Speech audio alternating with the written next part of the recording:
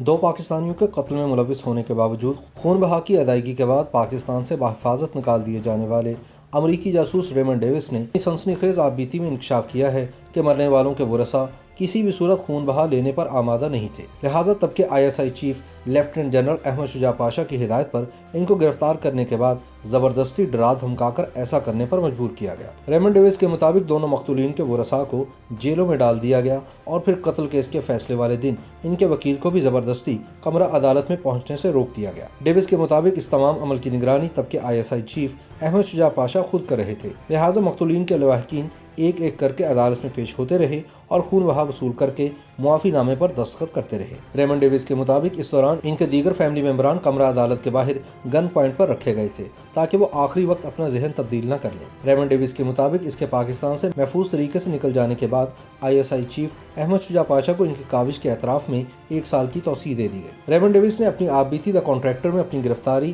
مختلف اداروں کی جانب سے تفتیش، مقدمے اور بالآخر رہائی کا ذکر بڑے دلچسپ انداز میں کیا ہے۔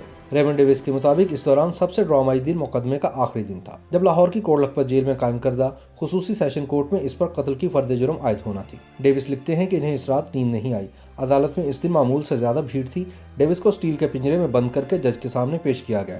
وہ کہتے ہیں مجھے معلوم نہیں تھا کہ اس کا مقصد مجھے لوگوں سے بچانا ہے یا پھر لوگوں کو مجھ سے محفوظ رکھنا۔ اس دوران وہاں موجود لوگوں کے رویے سے انہیں لگا کہ جیسے وہ سبھی لوگ جج کی جانب سے ان کے قصوروار ہونے کا فیصلہ سنائے جانے کے منتظر ہیں تاکہ اس کے بعد وہ مجھے گھسیٹ کر کسی قریبی درخت سے لٹکا کر پھانسی دے دے۔ ڈیوس کو عدالت میں ایک حیران کن بات یہ نظر آئی کہ اس دن وکیل استغاثہ اسد منظور بٹ غیر حاضر تھے، جنہوں نے اس سے قبل خاصی سخت جرح کر رکھی تھی، اور ان کا دعویٰ تھا کہ ڈیوس نے فیضان حیدر کو بغیر کسی وجہ کے ہلاک کیا ہے۔ کتاب کے مطابق بعد میں اسد بٹ نے کہا کہ جب وہ اس صبح عدالت پہنچے تو انہیں زبردستی روک کر کئی گھنٹوں تک قید رکھا گیا اور کارروائی سے دور رکھنے کے ساتھ ساتھ اپنے کلائنٹ سے بھی ملنے نہیں دیا گیا۔ ڈیوس کی کتاب دا کانٹریکٹر کے مطابق یہ معاملہ اس قدر اہمیت اختیار کر گیا کہ 23 فروری سن 2011 کو پاکستانی اور امریکی فوج کے سربراہان جنرل کیانی اور ایڈمرل مائک ملن کے درمیان عمان میں ایک ٹاپ سیکرٹ ملاقات ہوئی، جس کا بڑا حصہ اس بات پر غور کرتے ہوئے صرف ہوا کہ پاکستانی عدالتی نظام کے اندر سے کیسے کوئی راستہ نکالا جائے کہ کسی نہ کسی طرح ڈیوس کی گلو خلاصی ہو جائے۔ اس کے مطابق 16 مارچ سن 2011 کی دوپہر کو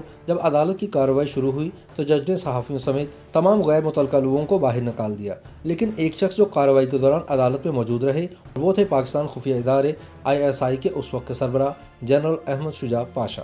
اس وقت ڈیوس کو معلوم نہیں تھا، لیکن اسی دوران پس پردہ خاصی سرگرمیاں ہو رہی تھیں۔ ان سرگرمیوں کے روح رواں جنرل پاشا تھے، جو ایک طرف امریکی CIA کے سابق سربراہ لیون پینیٹا سے ملاقاتیں کر رہے تھے تو دوسری جانب اسلام آباد میں امریکی سفیر کیمرون منٹر سے بھی رابطے میں تھے۔ ڈیوس لکھتے ہیں کہ عدالت کی کارروائی کے دوران جنرل صاحب مسلسل کیمرون منٹر کو لمحہ بلمحہ کارروائی کی خبریں موبائل فون پر میسج کر کے بھیج رہے تھے۔ عدالتی کارروائی چونکہ اردو میں ہو رہی تھی اس لیے ڈیوس کو پتہ نہیں چلا، لیکن درمیان میں لوگوں کے رد عمل سے معلوم ہو گیا کہ کوئی بڑی بات ہو گئی ہے۔ ڈیوس کی ایک امریکی ساتھی پال وکیلوں کا ہثار توڑ کر پنجرے کے قریب آئی اور کہا کہ جج نے عدالت کو شرعی عدالت میں تبدیل کر دیا ہے، یہ کیا کہہ رہی ہو؟ ڈیوس نے حواس باختہ ہو کر کہا میری سمجھ میں کچھ نہیں آ رہا تھا۔ کتاب کے مطابق مقدمے کو شرعی بنیادوں پر ختم کرنے کے فیصلے کے منصوبہ سازوں میں جنرل پاشا اور کیمرون منٹر شامل تھے۔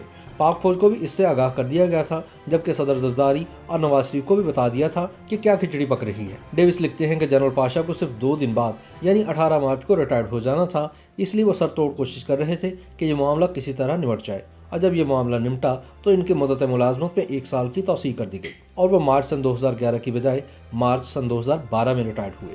دا کانٹریکٹر کے مطابق یہ جنرل پاشا ہی تھے جنہوں نے سخت گیر وکیل استغاثہ اسد منظور بٹ کو مقدمے سے الگ کرنے میں اہم کردار ادا کیا، جو یہ مقدمہ مفت لڑ رہے تھے۔ ریمنڈ ڈیوس لکھتے ہیں جب دیت کے تحت معاملہ نمٹانے کا فیصلہ کیا گیا تو اس میں ایک مشکل یہ آ گئی کہ مقتولین کے عزیزوں نے اسے ماننے سے انکار کر دیا۔ چنانچہ 14 مارچ کو ISI کے اہلکار حرکت میں آئے اور انہوں نے مقتولین کے تمام 18 عزیزوں کو کوٹ لکھپت جیل میں بند کر دیا۔